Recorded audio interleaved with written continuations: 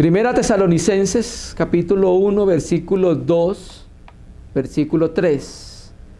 Damos siempre gracias a Dios por todos vosotros, haciendo memoria de vosotros en nuestras oraciones, acordándonos sin cesar delante del Dios y Padre nuestro de la obra de vuestra fe, del trabajo de vuestro amor y de vuestra constancia en la esperanza en nuestro Señor Jesucristo. Hermanos amados, paz del Señor.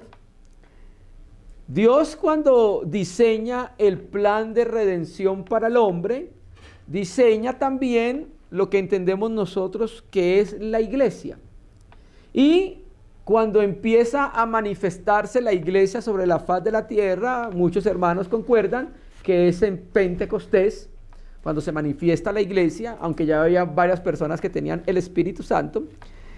Empieza a manifestarse la iglesia y la iglesia empieza a tener una experiencia de vida donde va progresando y va madurando en esa experiencia de vida.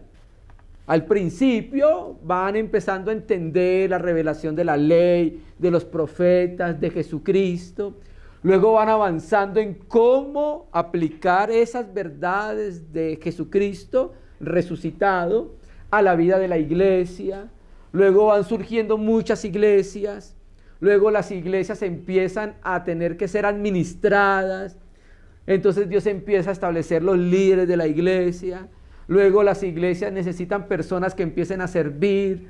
Entonces Dios levanta servidores, los diáconos, ¿cierto?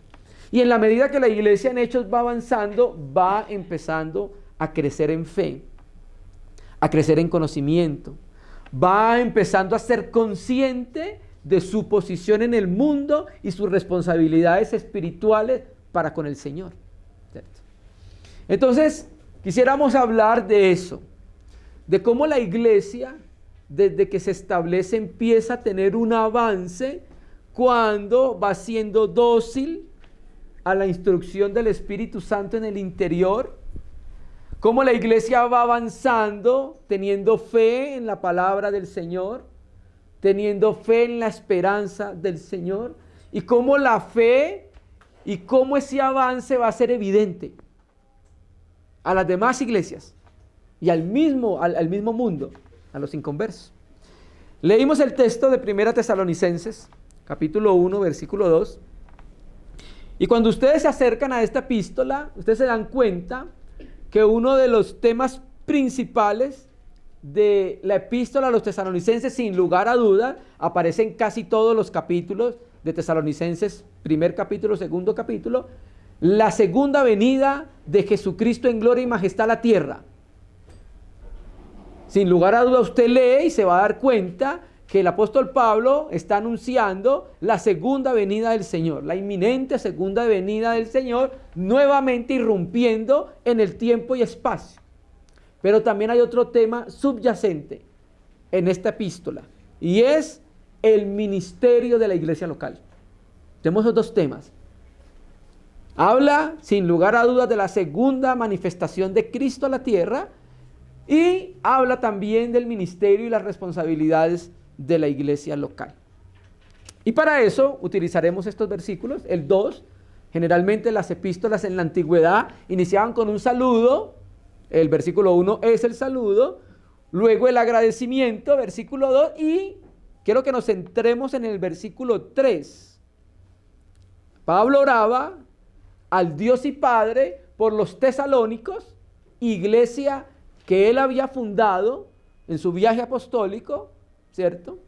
Iglesia que él conocía muy bien, conocía a los hermanos, conocía las luchas, conocía las pruebas, conocía los desórdenes que la iglesia tenía, porque más adelante va a empezar a escribir acerca de los que andaban desordenadamente por causa de un mal entendimiento de la apología. No estaban trabajando, entonces viene la exhortación. Pablo conocía muy bien esta iglesia. Y el versículo 3, acordando sin cesar delante del Dios y Padre nuestro de la obra de vuestra fe y del trabajo de vuestro amor y de vuestra constancia en la esperanza de nuestro Señor Jesucristo. Quiero que hoy consideremos estos dos primeros aspectos. Naturalmente, aquí se hablan de las tres virtudes teologales. ¿Cuál? La fe, el amor y la esperanza. Las tres. ¿Listo? Pero vamos a enfatizarnos en la obra de vuestra fe y el trabajo de vuestro amor. El último, la constancia en la esperanza, tiene que ver ya entonces en relación con la segunda venida de Jesucristo. Otro de los temas bien importantes de la epístola habla acerca de cómo debe ser nuestra vida en pos de la venida de Cristo y cómo debe ser el desarrollo y la dinámica de la iglesia en pos de la venida de Jesucristo. ¿Listo? Entonces, aquí la fe, la obra de la fe, el trabajo de vuestro amor, está hablando de lo que produce la fe y lo que produce el amor. Si usted lo puede ver, la fe produce obras y el amor trabajos. La obra de vuestra fe y el trabajo de vuestro amor. Ahora, ¿qué obras hacía la iglesia en Tesalónica? Que Pablo le da gracias al Señor por la obra de vuestra fe. ¿Qué obras era la que hacía la iglesia tesalónica después de haber recibido el evangelio de Jesucristo? Recuerden que ellos eran griegos, adoraban todo tipo de muñequitos, porque los griegos eran una nación enotista. Enotista es una cultura que adora muchos dioses y hay un dios principal al cual adoraban. Entonces los griegos tenían muchísimos dioses, muchos ídolos. Vino el mensaje del evangelio a través del apóstol Pablo en las sinagogas. Luego empezó a evangelizar fuera de la sinagoga. Personas creyeron a Jesucristo muerto y resucitado y se salvaron. Empezó a fundarse y a formarse la iglesia en Tesalónica. ¿Listo? Y esa iglesia en Tesalónica empezó a tener una experiencia de vida muy particular. La iglesia. ¿Y cuál fue la experiencia de vida muy particular? Había unas obras que Pablo decía que eran el producto de su fe. La fe viene por oír su palabra. Escucharon su palabra, tuvieron fe y luego esa fe produjo ¿qué? La obra de vuestra fe. ¿Listo? ¿Qué obras entonces hacían que Pablo le daba gracia al Señor por la obra de la fe de los tesalónicos? ¿Cómo hizo una iglesia relativamente nueva para responder con fe a la palabra del Señor? ¿Cómo hizo una iglesia relativamente nueva para ser fructífera? ¿Cierto? La obra de vuestra fe. Quiere decir que la fe de los tesalonicenses como iglesia estaba siendo visible. Nosotros podemos hablar mucho de fe, pero la fe tiene una realidad que se toca. Y ese era el problema en Jacobo. Jacobo le escribe a los receptores originales y ¿por qué los regaña? Porque hablaban mucho y no tenían obras que sustentaran lo que hablaban. ¿Cierto? Entonces, en los tesalónicos, Pablo le da gracias a Dios porque la fe de los tesalonicenses, de la iglesia, se podía ver. O sea, había acciones que evidenciaban la fe de los tesalónicos. Los tesalónicos no solamente hablaban de fe, sino que vivían la fe. Y esa fe se hacía visible por el trabajo que ellos llevaban a cabo. ¿Listo? ¿Cuál es el trabajo? Ahí sigue diciendo el texto. El trabajo de vuestro amor. Además de agradecerle a Dios, Pablo, por la obra de la fe de los tesalonicenses, también le agradece por el trabajo del amor. ¿A qué se refiere eso? Al servicio al Señor Jesucristo motivado por amor. Porque también podemos caer en un activismo de obras que no está motivado por el amor a Jesucristo, que eso que es lo que pasaba con las iglesias de Asia, de Apocalipsis. No tenían amor, hacían muchas cosas, muchas pancartas, muchas campañas, y no tenían amor hacia el Señor. ¿Listo? Entonces, lo que motivaba a trabajar a la asamblea en Tesalónica era ¿qué? El amor a Dios. Había algo en su interior que los impulsaba a que trabajaran. Fe para orar y amor para trabajar. Hermano, y aquí cuando habla, la palabra dice el trabajo de vuestro amor. El amor produce un trabajo. Y esta palabra trabajo en el texto griego es muy importante entenderlo. Esta palabrita trabajo. Esta palabrita trabajo viene de la palabra griega copiao. Así como cuando uno copiaba en el colegio. Copiao. En el texto griego aparece copí. Dice copiao. ¿Sabe qué significa eso en el griego? Un trabajo que se hacía hasta cansarse. Es lo que significa ese trabajo. Ese trabajo. Era un trabajo por amor al Señor. ¿Hasta qué? Hasta agotarse. Y por el contexto que sigue de la epístola, nosotros podemos entender claramente cuál era ese trabajo de amor que hacía hasta el cansancio la iglesia en Tesalónica. ¿Cuál era el trabajo de amor que hacía hasta el cansancio Tesalónica? Proclamar el evangelio. Usted puede leer la epístola después, toda. Y se va a dar cuenta que uno de los trabajos de amor que hacían los tesalonicenses era evangelizar. Era proclamar el mensaje del evangelio.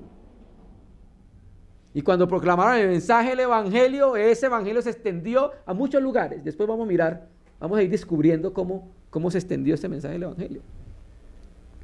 Entonces, ¿qué aprendemos? Que el amor genera trabajo y que la fe, obras. El amor genera trabajo, el amor nos impulsa a trabajar por los intereses del reino de los cielos y la fe a producir obras. Y esta iglesia se caracterizó por eso. Aunque era una iglesia relativamente nueva, Pablo le da gracias al Señor. Señor, qué bendición, Tesalónica. Veo las obras de su fe y veo el trabajo de su amor. ¿Cierto? Entonces, Tesalonicenses es una epístola muy práctica. Del Nuevo Testamento, las dos epístolas más prácticas pueden ser Tesalonicenses y Jacobo, Santiago. En el libro de Jacobo, Santiago aparecen un promedio de entre 48 y 56 imperativos, verbos en imperativo. Quiere decir que son mandamientos para la iglesia. Naturalmente, cuando Dios da un mandamiento, da recursos para cumplirlo. O sea, no nos deja a nosotros en nuestra propia fuerza cumplir los mandamientos de Él. Entonces, cuando hay mandamientos, ¿qué hay? Responsabilidad. Y la iglesia en Tesalónica es la epístola tesalónica es una de las epístolas prácticas del Nuevo Testamento, ¿cierto? Entonces, hoy lo que vamos a ver es la iglesia en Tesalónica, una iglesia modelo. Eso es lo que vamos a ver hoy. Porque la iglesia en Tesalónica tiene unos principios que nos van a servir como modelo para aplicar a nuestras asambleas. Y como lo dije ahorita, Dios nos da mandamientos a través de su palabra en relación con la iglesia, y hay veces, digamos, los hermanos empezaron a hacer las cosas y hay veces no sabían cómo hacer las cosas. Entonces empezaron a aparecer hombres y mujeres que empezaron a madurar y empezaron a mostrarle a los demás cómo hacer las cosas. La iglesia en Tesalónica es una de ellas, que empezó a avanzar y a crecer en la fe, y tanto así que el Espíritu Santo la toma como modelo, en parte, para cómo debe ser la dinámica, el desarrollo y el avance de la fe de las iglesias. ¿Listo? Entonces, vamos a mirar en el versículo 7, vamos a empezar a mirar esta iglesia que es tipo, ejemplo o modelo. ¿De dónde sacamos eso? Versículo 7. Vamos a mirar que ahí habla de la iglesia modelo o la iglesia ejemplo o la iglesia tipo. Dice el versículo 7. De tal manera que habéis sido ejemplo a todos los de Macedonia y de Acaya que han creído. Otra vez. De tal manera que habéis sido ejemplo a todos los de Macedonia y de Acaya que habéis creído, que han creído. Entonces empiezo diciendo, esa palabra donde dice ejemplo es la palabra tipo, de donde viene tipología. Esa palabra significa modelo. Inicialmente esa palabra hacía referencia a la marca que dejaba un golpe.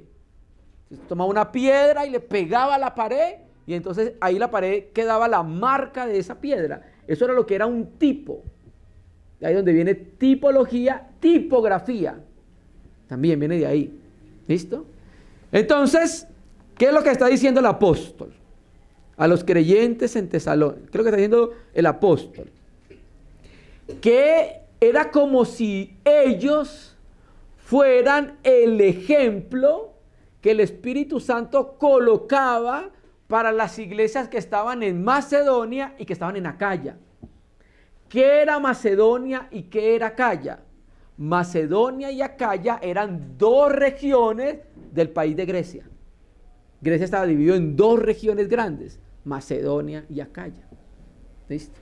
Dentro de Acaya habían varias ciudades, Atenas, Tesalónica, Corintios, y dentro de Macedonia se encontraban otras ciudades, ¿listo? Como Tesalónica.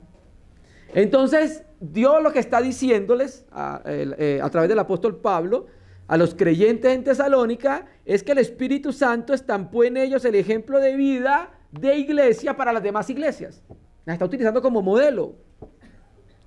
Ellos eran una especie de tipo de iglesia que iba a servir como figura, imagen a las demás iglesias. Por eso la iglesia en Tesalónica es muy importante nosotros estudiarla y entenderla. ¿Listo? Y era una iglesia relativamente nueva. Ni para que digamos, no, pero es que esa iglesia ya tiene 200 años y claro, pues ya es justo y necesario. Una iglesia nueva, relativamente nueva. ¿Listo?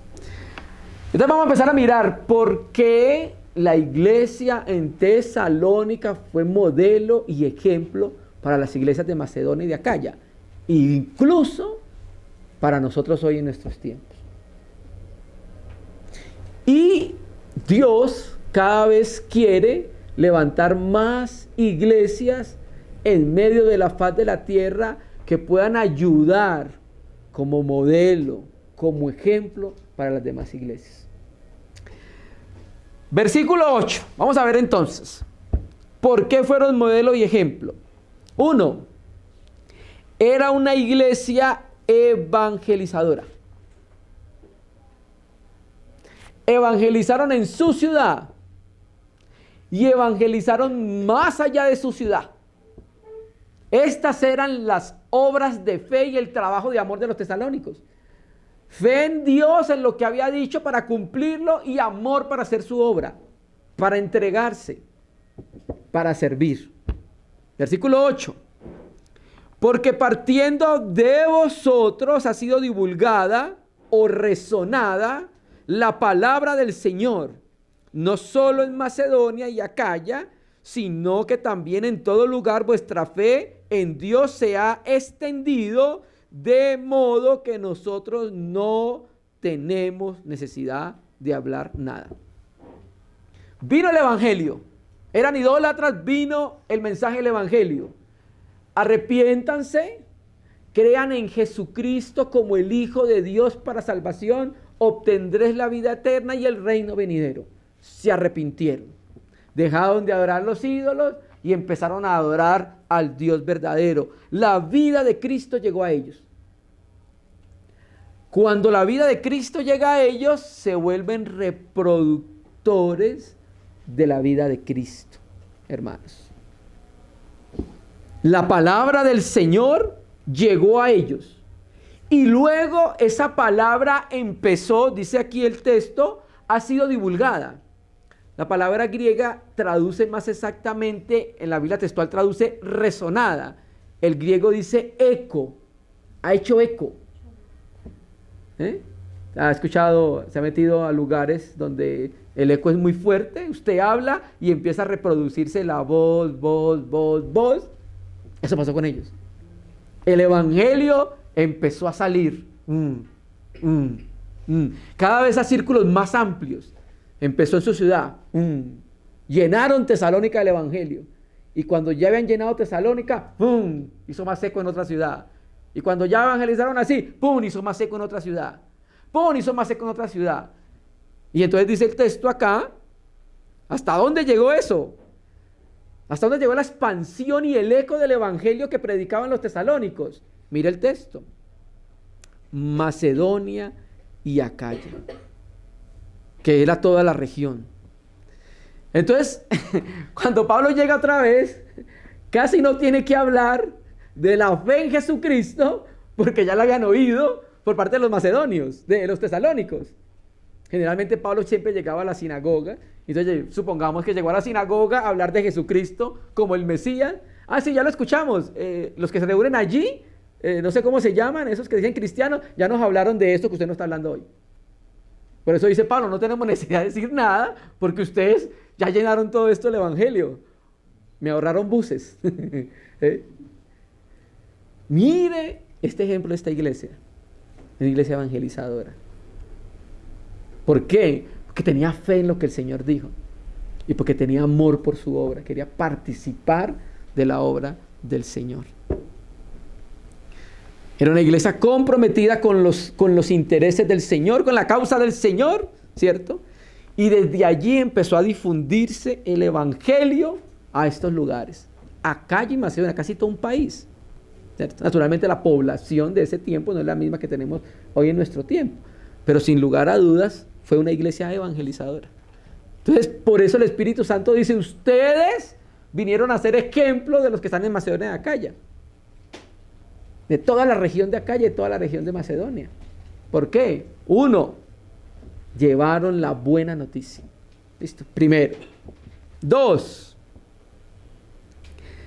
es una iglesia ejemplo modelo porque sirvieron a Dios como esclavos. ¿Qué está diciendo, hermano? Sí, sirvieron a Dios como esclavos. Versículo 9, ahora. Versículo 9, dice, porque ellos mismos cuentan de nosotros la manera en que nos recibisteis y cómo os convertisteis de los ídolos a Dios para servir al Dios vivo y verdadero. Ahí la palabra griega servir, ¿la puede ver? Servir es la palabra griega douleu. Esa palabra griega douleu significa servir como esclavo. Viene de la palabra griega doulos, que significa esclavo. ¿Dónde aparece la palabra doulos en el Nuevo Testamento? En casi todas las epístolas del apóstol Pablo. Cuando usted ha leído Pablo, siervo de Jesucristo, ¿lo ha leído? Casi siempre donde dice siervo de Jesucristo significa doulos. Y la Biblia textual traduce así, Pablo, esclavo de Jesucristo. ¿Qué era un esclavo en los tiempos bíblicos? Porque nosotros tenemos la idea de esclavitud ahora en el tiempo de la conquista española. Nos imaginamos con grillos aquí, grillos acá y qué tales. Un esclavo en los tiempos romanos lo tenía una persona que tenía dinero, recursos. Se iba para la agora, el mercado, la plaza. Entonces, bueno, de acuerdo a la necesidad que tenía, pues yo necesito hacer fuerza. Entonces, a los esclavos se exponían allá ahí como en vitrinas, ahí, el que usted quiera, vale, no sé, 50,000, 100,000. Ay, necesito necesito una chica que me ayude con algo, ven acá, necesito cuidar a los niños, compraba. Cuando compraba un esclavo, el esclavo perdía su voluntad. Pertenecía completamente a su dueño y el dueño lo trataba como una cosa en la casa, en el sentido de que no tenía derechos, tenía que hacer todo lo que dijera el amo. Por eso hay una intervención de Pablo con Onésimo en Filemón, porque Onésimo era esclavo de Filemón, se le había volado. Y en los tiempos del apóstol, en los tiempos bíblicos, si un esclavo se volaba y si el dueño lo encontraba, lo podía matar en cualquier lugar y nadie le podía decir nada porque eso era parte de su propiedad. Entonces el esclavo estaba en su casa, efectivamente, estaba en su casa, pero no tenía libertad de nada. Su única libertad era servir a su dueño. Había perdido su voluntad. Vivía para servir al dueño. Ese es el sentido de servir o de esclavo en la Biblia. Sino que es que esa palabra siervo no tiene ese sentido. La palabra siervo no tiene ese sentido. Sí, yo sirvo al Señor, pero esclavo tiene más sentido en los tiempos bíblicos. Esa es la palabra que utilizaba. ¿Listo? Entonces, los tesalónicos antes eran esclavos de los ídolos. ¿Por qué? Porque servían a los ídolos. Estaban esclavizados por los ídolos, ¿cierto? Estaban entregados a la voluntad de los ídolos, sirviéndoles, ¿cierto? Y entonces ahora viene el evangelio y cambia la orientación del servicio de los tesalónicos. Ya no sirven a esos muñequitos, sino que sirven al Dios vivo y verdadero. ¿Me entiendes? Leamos un texto, Romanos, capítulo 6, versículo 17 y 18. Romanos capítulo 6, versículo 17 y 18. Pero gracias a Dios que aunque erais esclavos del pecado, habéis obedecido de corazón aquella forma de doctrina a la cual fuisteis entregados, y libertados del pecado, viniste a ser siervo de la justicia.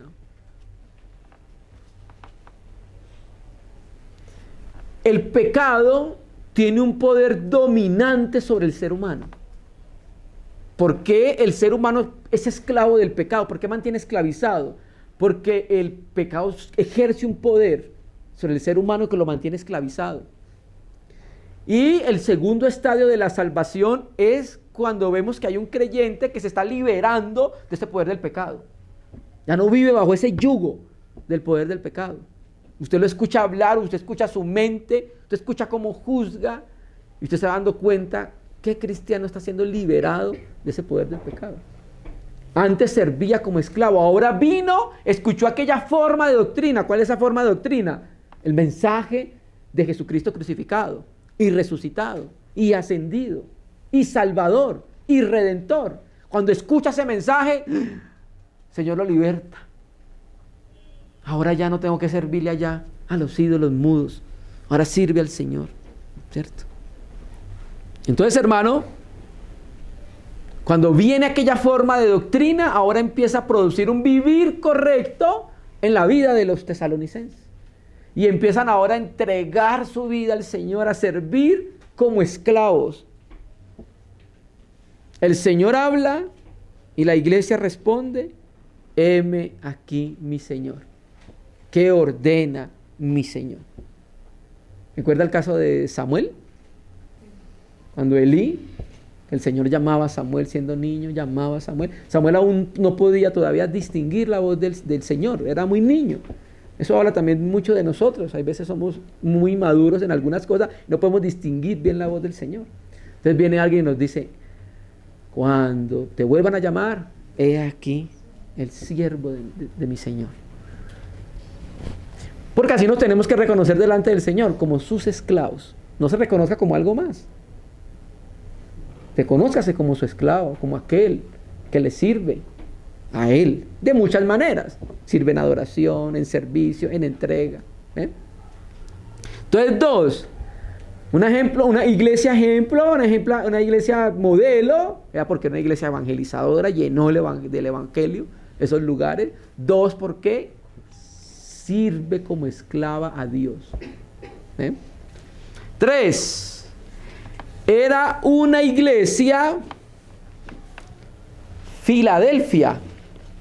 ¿De qué está hablando, hermanos? Si Filadelfia aparece allá en Apocalipsis. La iglesia en Filadelfia. Versículo 9, 1 Tesalonicenses 4:9. Ahora. 1 Tesalonicenses 4:9. 1 Tesalonicenses 4:9. Pero acerca del amor fraternal, no tenéis necesidad de que os escriba, porque vosotros mismos habéis aprendido de Dios que os améis unos a otros. 10. Y también lo hacéis así con todos los hermanos que están por toda Macedonia. Pero rogamos, hermanos, que abundéis en ello más y más. Era una iglesia Filadelfia, por eso una iglesia modelo, tipo. ¿Qué es Filadelfia? La palabra griega amor fraternal. ¿Sí la ve ahí? Esa palabra amor fraternal es la palabra griega Filadelfia. Y significa sencillamente amor entre hermanos, hermanos por nacimiento. Generalmente tenía esa aplicación. ¿Cierto? Entonces, esta iglesia, disculpe la redundancia, practicaba el amor práctico en medio de sus miembros. Entendió cómo tenía que relacionarse en amor con sus hermanos en la asamblea. Y no solamente con sus hermanos en la asamblea. Mire el texto. ¿A quién más estaban amando? Versículo 10. A los hermanos que están por toda Macedonia. O sea, tenía un relacionamiento de amor con los hermanos de la región. O sea, su amor traspasó los límites de su localidad. Y tenía un amor como de hermanos, donde servía, donde se negaba, donde buscaba el bien para el otro, donde se sacrificaba por el otro. Ese amor que tenía por sus hermanos con los que tenía comunión constantemente, traspasó los límites y llegó a toda Macedonia.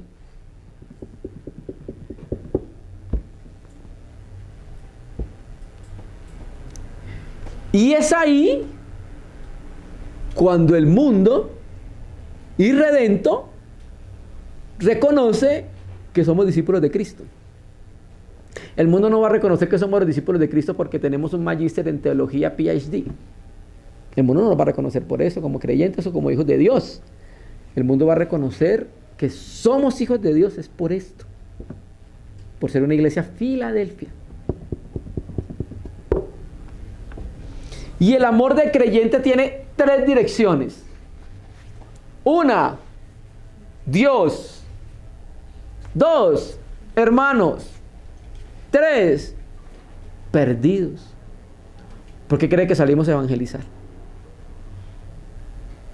Porque queremos que Dios salve personas y no van para el infierno. Y eso tiene que ser una obra de amor, hermanos. Ahora, aquí quiero llamar la atención a algo que es una palabra preciosa del Nuevo Testamento, hermano. Acá, en el versículo 9.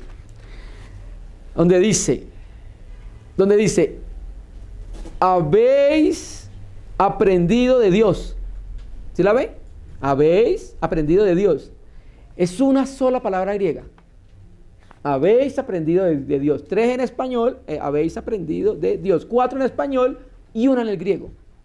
La palabra griega seos didácticos. Seos didáctico. Ya sabemos nosotros que seos significa Dios y didáctico significa enseñar. ¿Qué quiere decir? Que ellos aprendieron a hacer una iglesia con amor fraternal, Filadelfia, porque aprendieron ¿de quién? De Dios. Enseñados por Dios, traduce la Biblia textual. O sea, Dios le enseñó a ellos cómo tenían que amarse. Ser una iglesia Filadelfia. Ahora, ¿Cómo entendemos nosotros esta frase enseñados por Dios? Creo que hay dos vías que Dios enseña a amar. Bueno, pueden haber más vías. Una, como aprendieron de Dios, quiere decir que Dios mismo, la Trinidad, les enseñó a los tesalónicos cómo amar. Por ejemplo, usted en el Evangelio ve que el Padre le enseña a los creyentes cuál es el verdadero amor. Por ejemplo, usted lee en primera de Juan 4:10 y dice, en esto consiste el amor, va a enseñarle qué es el amor. No que nosotros hayamos amado a Dios, sino que Él nos amó a nosotros y envió a su Hijo en propiciación por nuestros pecados. Entonces, cuando ven la Biblia, el Evangelio muestra el amor del Padre. El Padre enseña a los creyentes qué es el verdadero amor. Darse sacrificialmente.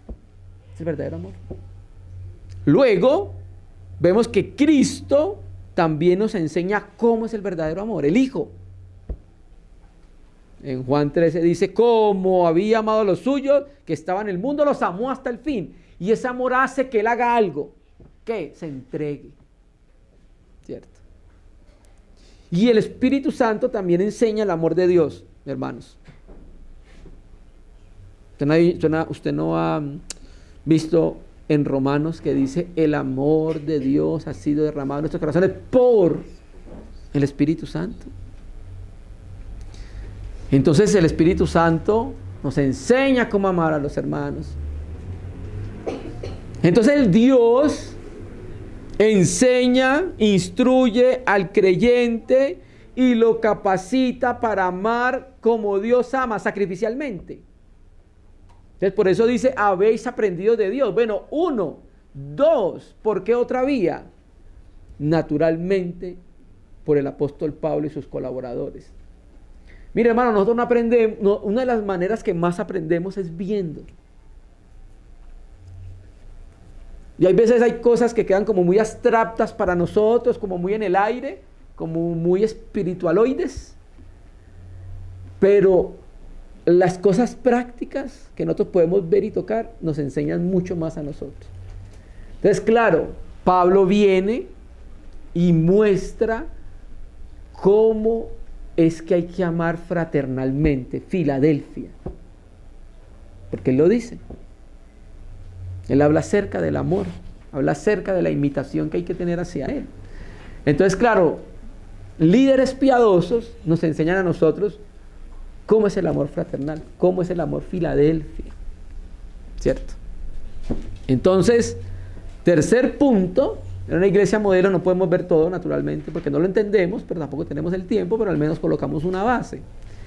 Entonces tenemos una iglesia que era Filadelfia, tenía un amor verdadero, genuino, sacrificial, servicial, se negaba, ayudaba, amaba, se despojaba para servir, para amar a sus hermanos. Iglesia modelo, iglesia tipo, iglesia ejemplo. 4. ¿Por qué también era una iglesia modelo? Porque sus líderes enseñaban y predicaban cosas que pudieran traer experiencias prácticas a la iglesia. No enseñaban cosas solamente que se quedaban por allá en el tercer cielo, sino que las aterrizaban a la vida de la iglesia. Cosas prácticas. Vamos a leerlo. 1 Tesalonicenses 5:12. Vamos a leer el 12 y el 13.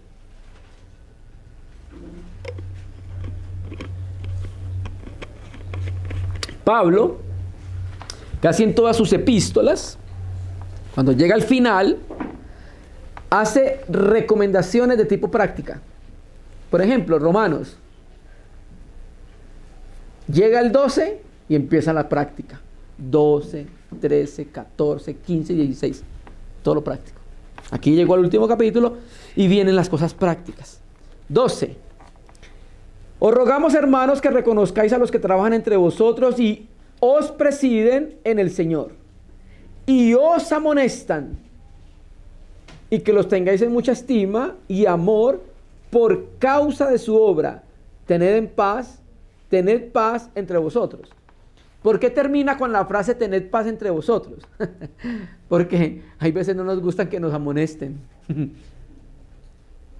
Generalmente nuestra naturaleza humana, lo que más le molesta es que nos amonesten, nos exhorten en algo. Entonces, claro, Pablo sabía que los líderes iban a corregir situaciones de los hermanos y eso iba a generar disturbios.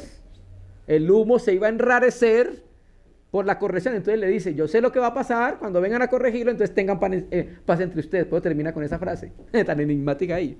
Entonces tenemos acá, entonces, que viene Timoteo, recuerda, viene Timoteo, le da el informe al apóstol Pablo, versículo 6, pero cuando Timoteo volvió de vosotros a nosotros, ¿listo? Viene Timoteo, le da un informe y le dice, hay algunas cosas en la iglesia en Tesalónica que necesitan corrección. Una de ellas es el adecuado relacionamiento entre los líderes y la iglesia. Lo que dice ahí, ¿cierto? Generalmente las iglesias en los tiempos apostólicos siempre tenían un núcleo de liderazgo, los ancianos, los pastores, los obispos, ¿listo? Que conducían, que presidían la congregación, que la cuidaban, ¿cierto? Y también la amonestaban y exhortaban. Miren, hermanos, generalmente sucede esto en las iglesias. Nosotros tenemos 10 años, por ejemplo, tenemos 10 años de comunión, y para usted los ancianos y los pastores son los mejores hasta que los exhortan.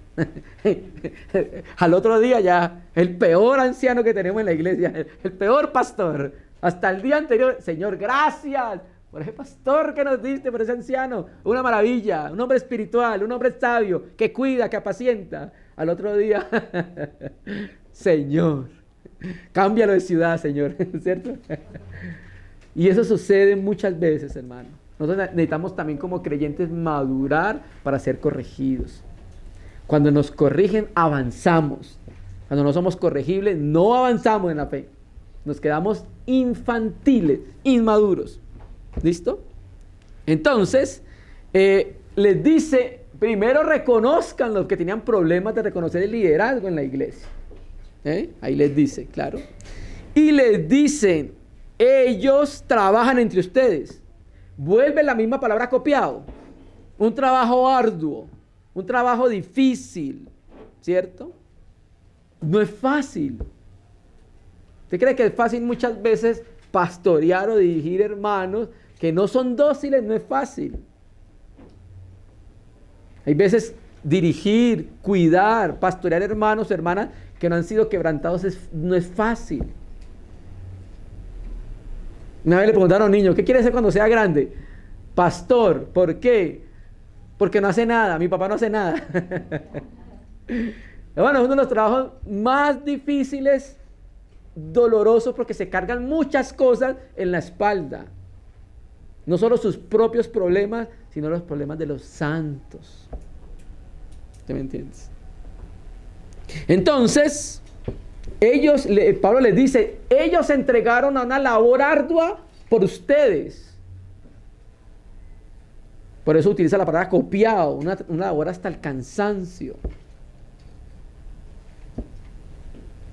Muchas veces llegan a las 12, 1 de la mañana porque estaba por allá apacentando a los hermanos, escuchando a los hermanos, aconsejando a los hermanos, visitando a los hermanos, para que volvieran a la reunión.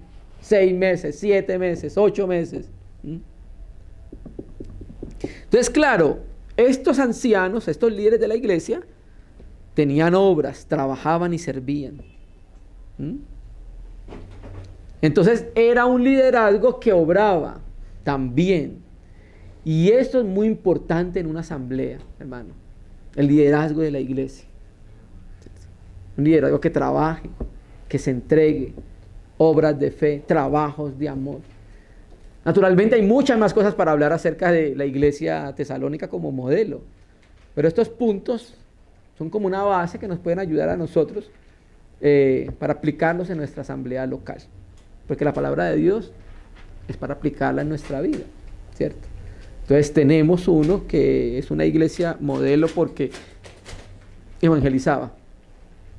Es una iglesia modelo porque era Filadelfia. Es una iglesia modelo porque servía a Dios. Ahora, ¿qué cosas, qué hizo que la iglesia en Tesalónica fuera impulsada a tener obras de fe y trabajos de amor? Voy a leer un versículo. Pueden haber muchas más razones, pero quiero que miramos esta en particular. Primera Tesalonicenses, capítulo 2, versículo 13. Voy a leerlo primero de Reina y Valera, luego lo voy a leer de la Biblia Textual 4. ¿Listo? Primera Tesalonicenses, capítulo 2, versículo 13. Dice: por lo cual también nosotros sin cesar damos gracias a Dios de que cuando recibiste la palabra de Dios que oíste de nosotros, la recibiste no como palabra de hombres, sino según es en verdad palabra de Dios, la cual, preste la atención, actúa entre vosotros los creyentes. Voy a llamar la atención a esa palabrita actúa. Voy a leerlo de la Biblia Textual. Y por esto damos gracias sin cesar a Dios, porque habiendo recibido la palabra del mensaje de Dios, la acogiste no como palabra de hombres, sino tal como es en verdad palabra de Dios, la cual también, aquí está la diferencia. En la Reina y Valera dice, actúa. El texto griego, la palabra energía. Y la Biblia textual dice, la cual os energiza a vosotros los que creéis. Esta palabra energía es muy utilizada por el apóstol Pablo en el Nuevo Testamento griego, sino que las traducciones, por ejemplo, Reina Valera no la presenta, la Biblia textual la tiene, y si tiene un interlineal también lo puede encontrar. Palabras favoritas de Pablo, esta, energía. Palabras favoritas de Pablo, epignosis. Otra palabra muy favorita de Pablo. ¿Listo? Entonces, ¿qué pasó? ¿Qué fortaleció a la iglesia en Tesalónica para actuar? La palabra del Señor, la palabra de Dios. Por eso nosotros insistimos, hermano, predique la palabra en su asamblea. Expóngala, y si usted expone la palabra, nosotros no podemos ser los mejores predicadores de la Biblia. Pero una cosa sabemos, que exponemos a los cristianos a la Biblia, ella tiene un poder energizante que lo va a energizar para actuar. Eso lo dice ahí. La cual os energiza a vosotros los que creéis, ¿cierto? Entonces la palabra de Dios predicada operaba con poder en el interior de la iglesia. Ellos permitieron, los tesalonicenses, que la palabra de Dios hiciera su obra en el corazón de ellos. Y cuando se permite que la palabra de Dios opere, entonces vamos a tener obras de fe y trabajos de amor.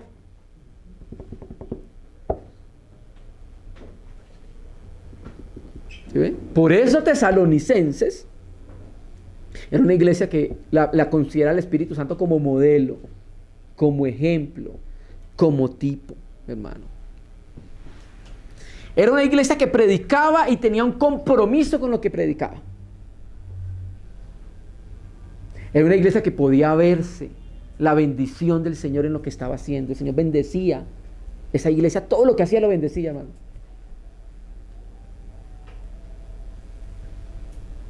Todo lo que tocaba lo volvía oro. Una manera de entenderlo. Quiere decir que la bendición estaba. Como cuando el arca se quedó en casa de Obed-Edom, ¿se acuerda? Y Obed-Edom fue bendecido por la presencia del arca en su casa. Esta iglesia, todo lo que tocaba lo volvía oro, hermano. El Señor lo bendecía. Porque eran fieles a la palabra del Señor. Porque creían a lo que el Señor decía, hermanos. Y esto es muy parecido a la vida de Cristo. En Hechos 1:1 dice, las cosas que Jesús comenzó a hacer y a enseñar. ¿Sí me entiendes? Ellos hacían y enseñaban. Vino la palabra, lo llevó a actuar. ¿Listo? Bueno, hermanos, hay muchas cosas prácticas que nosotros podemos aprender de esta porción que hemos leído de la Biblia. Pero quiero que miremos algunas. Uno, que miremos que todo miembro de la iglesia tiene una responsabilidad espiritual. Y Dios espera que todos nosotros cumplamos con esa responsabilidad espiritual. Dos, cuando recibimos la gracia del Señor, recibimos responsabilidades. Hay veces tenemos una imagen de la gracia, una gracia que quita la responsabilidad del creyente. Hermano, ¿y por qué no lo hace? Dejemos que el Señor lo haga. Dejemos que el Señor lo haga porque esa es la gracia del Señor.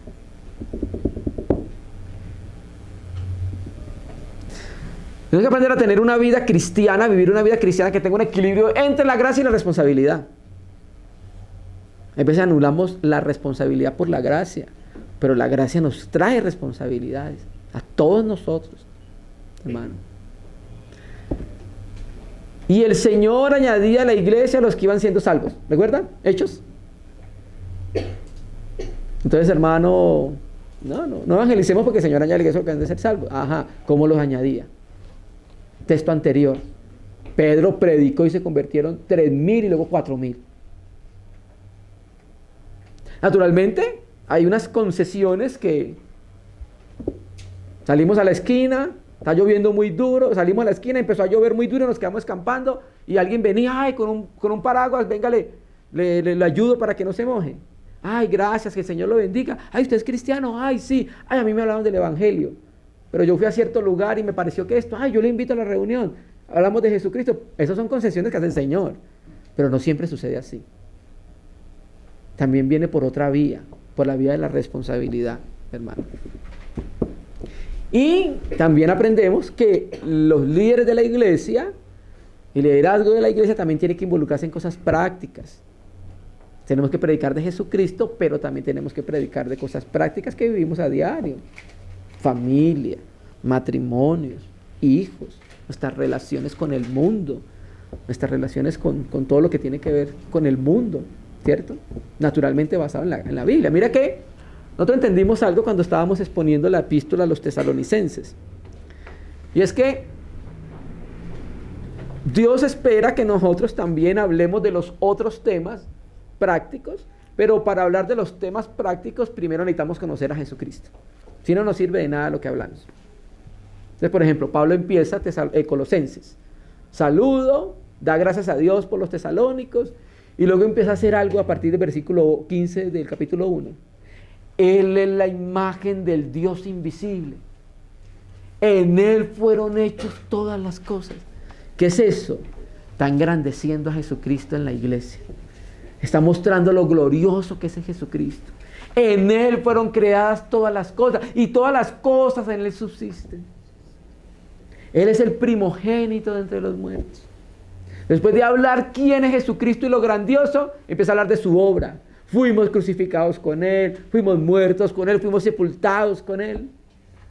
Empieza a hablar de esos beneficios. Y después de hablar de Jesucristo engrandecido, de su obra, de los beneficios de su obra, viene a hablar ahora de las cosas prácticas. Y les dice, maridos, amad a vuestras mujeres. Mujeres, sométanse. ¿Por qué viene eso?